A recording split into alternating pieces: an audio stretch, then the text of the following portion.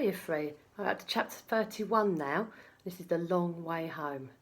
Mama!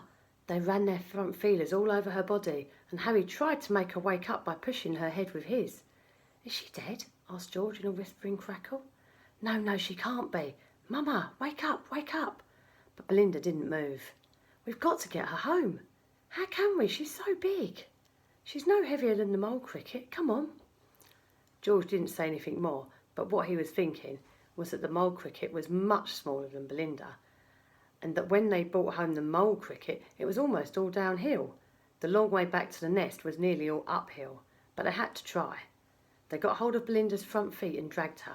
When they couldn't drag her any more, they tried getting behind and pushing her, but that didn't work, so they had a rest and then dragged her some more. It was by far the hardest thing either of them had ever done, and it just went on and on. When they thought of the length of the tunnel still to come, they both wanted to lie down and give up. What kept them going? Harry kept going because Belinda was his mother. George kept going because Harry did. They both kept going because they knew they shouldn't have put themselves first and left Belinda at the bottom of the up pipe in the white choke. They both kept going because they could imagine how would they feel for the rest of their lives if they didn't. But the worst thing they each thought of was neither of them said it, was that perhaps it was for nothing. Perhaps she was dead all the time. At last, just as they thought they were going to have to give up, something wonderful happened. As the Centis were dragging Belinda along, they felt her get a little lighter. They looked along the length of her body and saw that her back legs were moving. A bit of her was walking, helping. Mama, you're alive, you're alive.